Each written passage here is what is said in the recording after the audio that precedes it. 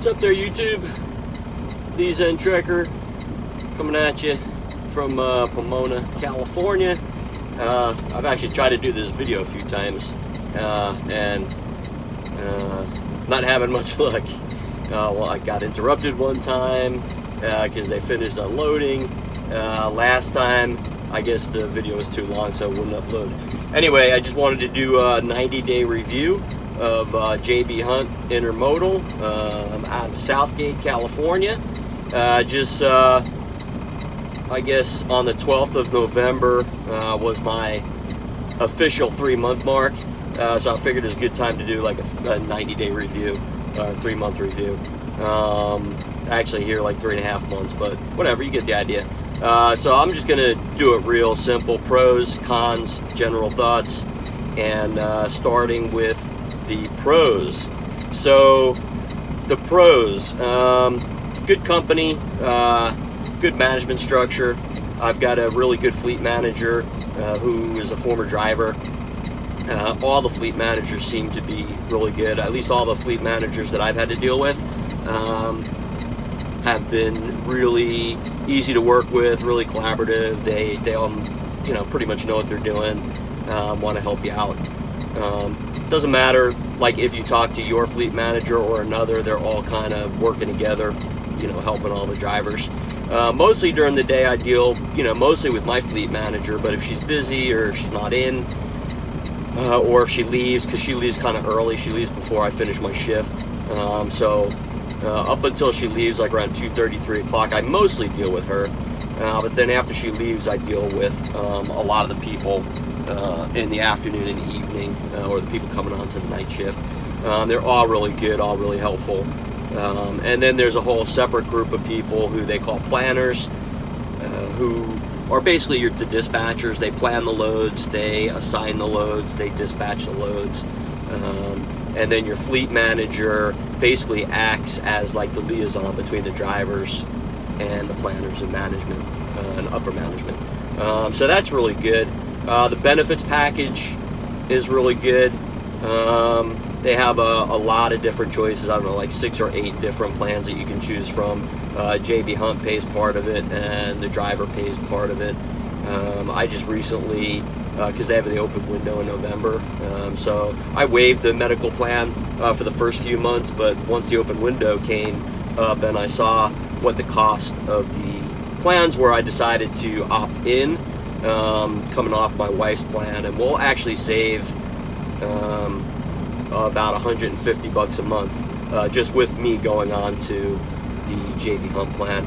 I picked Kaiser Permanente, which is I've had Kaiser Permanente for the last few years, so it's an easy transition for me, and it cost me $41 a week. So $41 per paycheck that I pay into the plan for just like the same Kaiser Permanente HMO plan that I've had. They also have a whole bunch of other optional insurance that you can take: vision, dental, life insurance, short-term disability insurance, accidental death, dismemberment, like all that kind of stuff. They have a 401k that you can opt into. All of the comprehensive benefits that you would see in any corporate environment. One of the big pros for me, one of the big benefits for me, and primary reason why I took the job in the first place, was because it's a local job, which gets me home every night. So I work day shift. I work from 7 a.m. Until I'm done, which is usually sometime between 5 p.m. and 7 p.m. So I work about 10 to 12 hours a day, Monday through Friday. And for me, that was the draw to the job, was being able to go home every night and stay busy. So of course that's another pro. JB Hunt basically owns the intermodal space, and like when I go into the BNSF rail yard, which is the primary rail yards that we work out of, probably 50 to 60% of the containers at the rail yard are JB Hunt containers. So there's a lot of work. We have about 600 drivers just running out of the Southgate terminal, and they keep us busy all the time, 24 hours a day, 7 days a week. So another pro, in addition to working Monday through Friday, I have the option to work a 6th day if I want to, which is great because I've actually taken advantage of that. I like to work on Sundays if I'm going to work a 6th day, just because there's a lot less traffic. There's a lot less drivers working, so they can keep me busy. And on a Sunday, I can make what I normally make during the week, in a like 11-hour shift, I can make in about 9 hours on a Sunday, just because I can move faster. And it's a lot of dropping hooks on Sundays, not a lot of live loads on a Sunday. And during the peak season, which is from like the end of August, beginning of September, through the beginning of November, we're just kind of finishing the peak season. They will often provide incentives for drivers to work a 6th day.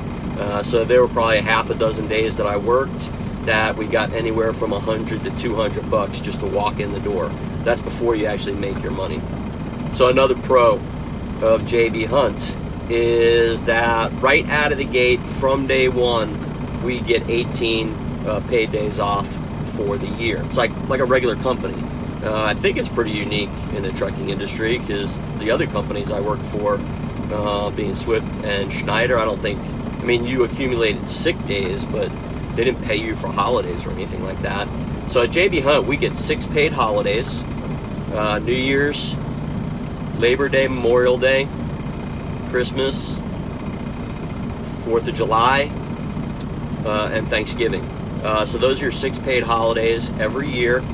You get paid to not work those days. If you want to work any of those days, like I work Labor Day, you get your holiday pay, plus you get whatever you make that day. So it's almost like making double time when you work on those holidays. But they don't push you to work the holidays. Most of the drivers take those holidays off. In addition, for a first year driver, we get an additional 12 paid time off days. So those are days that you can use for anything you want. You accumulate them.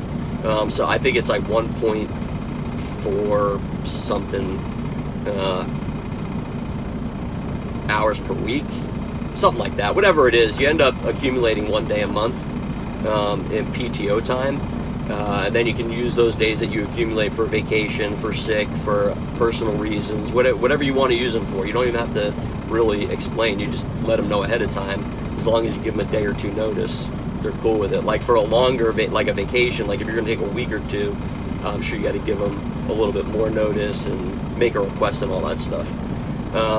After the first year, once you complete a full year, they bump the PTO days up. You accumulate them faster, and I think you accumulate 16 PTO days once you have more than a year with JB Hunt.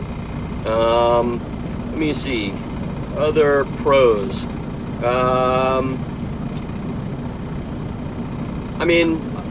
It just depends. A lot of stuff is relative. I like working out of the rail yards. I like making 3, 4, 5 stops a day. I usually make at least 2 trips back and forth to the rail yard, and I average about 4 loads a day. A lot of times in the mornings I run a round trip, so I'll take a delivery to a customer, and then once I'm empty, I take that empty to another customer, I do a pickup, and then bring it back to the rail yard. So for me, that's a benefit. It keeps me busy enough, but the job is pretty easy once you kind of get your feet under you. The only real con that I would say for the job is there's this one issue that I have with like if you don't get a round trip, like let's say I do a round trip in the morning, I start at the rail yard, I take a delivery to a customer. Once I'm empty, I take that empty container to another customer, they load it up, or I do a drop and hook and pick up a loaded trailer, I take it back to the rail yard. A lot of times in the afternoons, because we're more of a pickup heavy terminal coming out of Southgate, just because it's like the main rail terminal in Southern California, so there's a lot of freight going into those rail yards that then get distributed across the country, so we're pickup heavy. which means a lot of times in the afternoons I won't get a round trip in the afternoon. I have to go do I got to do pickups in the afternoon. I mean, recently I've been doing more round trips in the afternoon, but most of the time, like 3-4 days a week, it's mostly pickups in the afternoon, which means I got to go find an empty. And sometimes there's no empties at the rail yard. If there's no empty at a rail yard, I got to go find an empty somewhere, either at a drop yard or a customer that, will let me come in and grab an empty. And finding an empty is part of the load, so you don't necessarily get paid extra for it. The only time you get paid extra for grabbing an empty is if there's no empty where you are, your fleet manager sends you to a location for an empty, and then it turns out there are no empties there.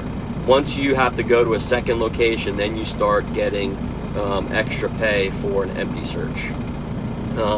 But just looking for an empty is kind of a pain in the butt. If it's not like at the location you're at, you're probably looking at a good like half hour to hour out of your day just going to get an empty at a different location.